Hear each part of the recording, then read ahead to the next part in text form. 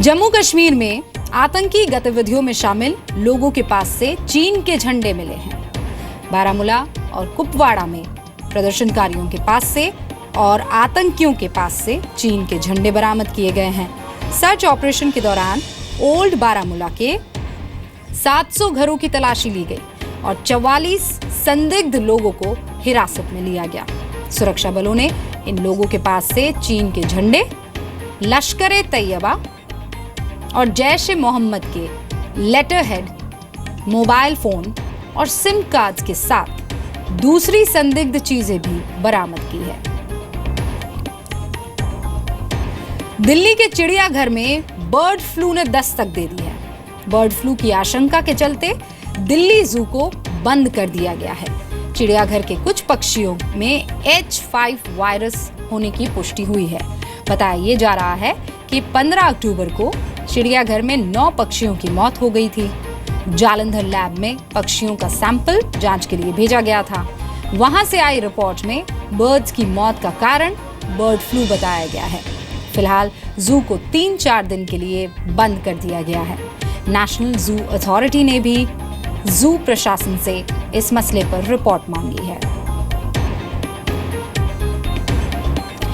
भुवनेश्वर के SUM अस्पताल में हुई मौत के विरोध में आज मरीजों के परिवार वालों ने प्रदर्शन किया। प्रदर्शन करने वालों की मांग है कि पीड़ितों को 15 लाख मुआवजा और नौकरी दी जाए। केंद्रीय स्वास्थ्य मंत्री JP नड्डा और पेट्रोलियम मंत्री धर्मेंद्र प्रधान आज SUM अस्पताल पहुंचे। JP नड्डा ने घायलों के इलाज के लिए ओडिशा सरकार को पूरी मदद करने का भरोसा दिया है। अस्पताल की सुविधाओं में कमी होने की बात भी उन्होंने कही। ओडिशा सरकार ने भी माना है कि अस्पताल में फायर सेफ्टी सिस्टम नहीं था। पुलिस ने अस्पताल प्रशासन के खिलाफ FIR दर्ज कर ली है। 17 अक्टूबर को अस्पताल के ICU में आग लगने की वजह से 22 लोगों की मौत हो गई थी। 4 लोग मामले में गिरफ्तार किए गए हैं। That the culprits do not go scot-free. It is for the state government to take action and try to see to it that appropriate action is taken so that people's faith is reposed. Ayodhya में राम मंदिर निर्माण का मुद्दा एक बार फिर से गर्मा गया है। यूपी बीजेपी अध्यक्ष केशव प्रसाद मौर्य ने कहा है कि राम मंदिर का मुद्दा उनकी पार्टी के एजेंडे में है। बीजेपी सांसद सुब्रमण्यम स्वामी ने कहा कि 2014 के लोकसभा चुनाव में पार्टी घोषणा पत्र में विकास के अलावा राम मंदिर निर्माण की बात कही गई थी, इसलिए सिर्फ विकास से काम नहीं चलेगा, पार्टी को अपना वादा पूरा करना होगा। इससे पहले बीजेपी सांसद विनय कटियार ने अयोध्या में बनने वाले रामायण संग्रहालय को लॉलीपॉप बताया था। कटियार ने कहा था, राम मंदिर के लिए कोशिश होनी चाहिए। सवाल ही नहीं है, क्योंकि ये 2014 में हमने मैनिफेस्टो में सारे विचार करने के बाद सब मिल करके इस घोषणा पत्र की ऐलान किया था। अब कई लोग आगे उसके बाद और ये कहने लगे कि सिर्फ विकास से ही हम जीत सकते हैं और राम मंदिर एक चेक है जिसका एक बार कैश होने के बाद दोबारा कैश नहीं होगी। आज भारत की नेवी की ताकत में एक और इजाफा हो गया है, जब follow on water jet fast attack aircraft Tihayu को नेवी में शामिल किया गया। आंध्र प्रदेश के विशाखापट्टनम में नेवी बेस में INS तिहायु को नेवी में कमीशन किया गया। इस दौरान नेवी की तरफ से INS तिहायु को सलामी दी गई। इससे पहले इस कैटेगरी के INS तरमुगली को और INS तिलंचांग को नेवी में कमीशन किया गया था। इन हमलावर जहाजों में लेटेस्ट टेक्नोलॉजी के राडार और मिसाइल्स लगी हुई हैं, जो दुश्मन के जहाजों का दूर से ही पता लगाकर उन पर हमला कर देती है।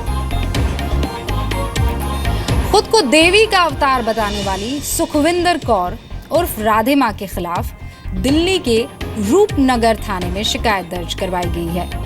राधे मां हरिद्वार के तीर्थ स्थल हर की पौड़ी पर जूते पहनकर चली गई थी। जूते पहनकर ही राधे मां ने गंगा में पूजा की, वहां पे डांस भी किया। राधे मां के जूते पहनकर गंगा पूजा से हरिद्वार के साधु संत नाराज हो गए हैं। साधु संतों ने राधे मां के खिलाफ कार्रवाई की मांग की है।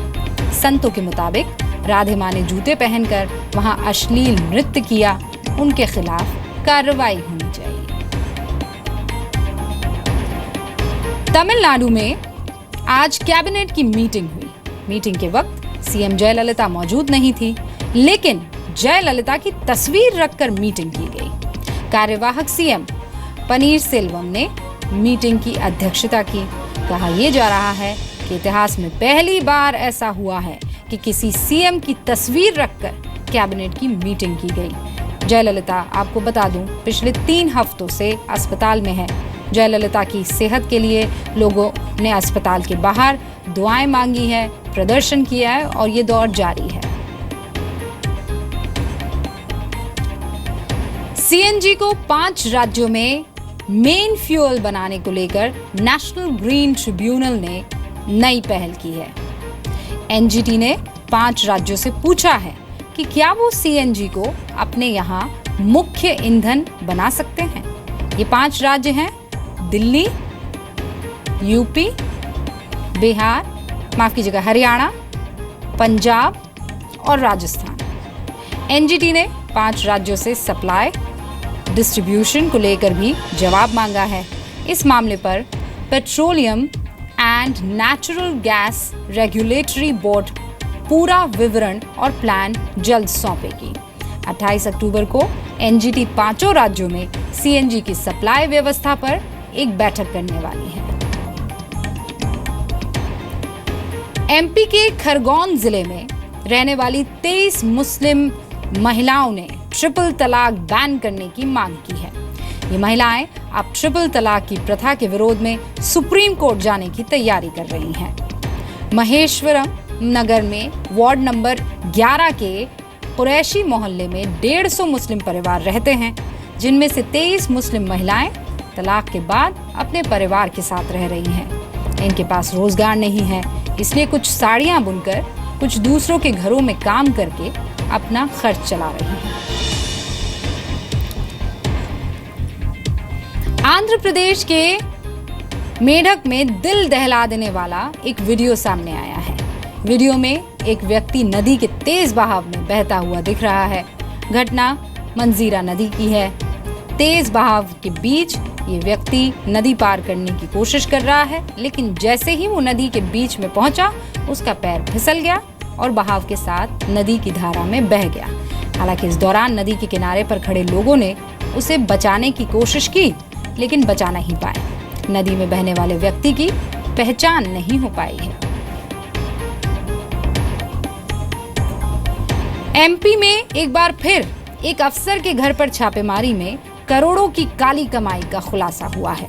ग्वालियर में एमपीईबी के डीजीएम विजिलेंस सत्येंद्र सिंह चौहान के घर पर लोकायुक्त पुलिस ने छापा मारा। कार्रवाई के दौरान अधिकारियों को भगवान कॉलोनी में 3 मंजिला मकान, द्वारकाधीश कॉलोनी में करीब 2500 वर्ग फीट में वाटर प्लांट और उसके साथ ही सौंसा में प्लॉट, अनुपम नगर में 1500 वर्ग फीट का प्लॉट, 3 टाटा लोडिंग गाड़ी, इन सब का पता चला है। इसके अलावा करीब 4.5 लाख का सोना, 20,000 रुपए की चांदी, 5 लाख के बैंक स्टेटमेंट और 1 कार की भी जानकारी।